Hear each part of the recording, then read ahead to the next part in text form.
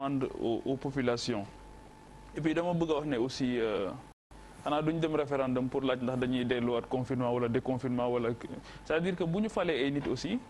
c'est pour tâter le pouls et prendre les décisions nañu fexe ba contrat de confiance boobu bañ a deñ parce que c'est important parce que adduna bi li ko gën a jafeel fi mu ne nii mooy crise de représentativité boobu mooy indi défiance contrat de confiance bi yàqu ndax xëy na liñ lay wax du am wala yooyu foofu bu ñu fa eggee rek musiba la donc li am solo mooy décision bu ñuy jël wax naa ko léegi nee na def conférence de presse annoncer ay mesures ba pare ñoo ngi dem concerter ji avec les acteurs boo jëlee yeneen réew yooyu ñuy citer en exemple secteur bu ci nekk bu ñuy dem ci plan de décon wala d'assouplissement secteur bu ci nekk jusqu'au détail près wax nañ nan lañ ci war a taxawee fan lañ ci taxawee nan lañ ci taxawee mais dama ne évolution bi nga xamante ni moom moo am te mu nekk électrochoc mooy quand tu dis dañu am gan goo xamante ni nee na du ñibbi dañuy dëkk ak moom léegi gan gi mu nekkee ci kër gi ñun ñëpp dañuy tëju ci suñu néeg bañ a génn à partir du moment où on dit il faut vivre en présence du virus mais c'est-à-dire que mënatuñu mooy dañuy retourner à la normalité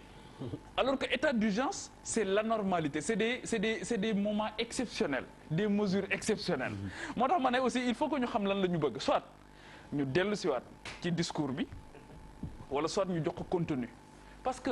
wax naa ko ne est-ce qu'on a cédé à la peur à un moment donné wala ndax dañu demoon ci mimétisme parce que buñ ne xam nga ñun njëkk ñoo wax ne nous sommes en guerre dafa am ñu ne nous sommes en guerre ñun ñu ne sommes en guerre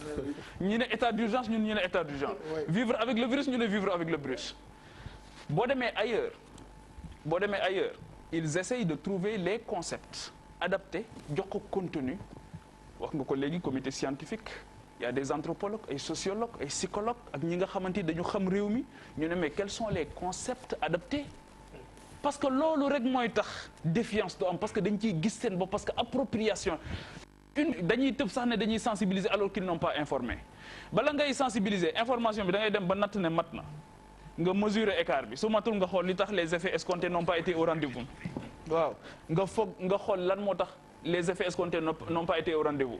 bu fekkee ne boo ci jógee ba pare nga doog a dem nag ci sensibilisation avant ngay dem ci répression la difficulté que nous avons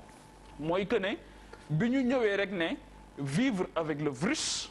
mais comment vivre avec le virus et quand tu décides de vivre avec le virus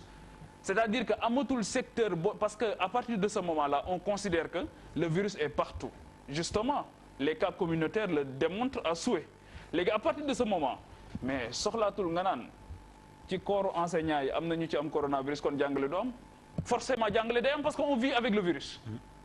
su fekkee ne da nga naan ci médecins yi am na coronavirus am na ñu ci am su fekkee ci journalistes yi dafa am ñu ci am mais kenn du arrêté tas xabaar parce que dañ naan on vit avec le virus maintenant et c'est là où le confinement mobile parce que c'est la responsabilité individuelle d'abord mais responsabilité collective par rapport ak léegi kon yow fekk si nga Charles ci confinement mobile noo ko tuddee non en fait responsabilité yi dafay nekk à des niveaux différents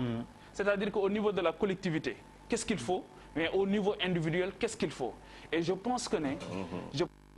il faut le reconnaître au départ man dama daan tooñ sax ñenn ñi ne leen maa ngi gis façon masque bu ne les gens s'étaient mis dans le port de masque en tout cas daawoo romb rarement nga daan romb ko takkul masque mais quand tu dis quand même que et quand ça étouffe aussi au plus haut niveau mais il est évident que am na ñoo xamante ni bu ñuy relâché wu balaa may jël Cheikh Mbow COSYDEP mi ngi ci ligne bi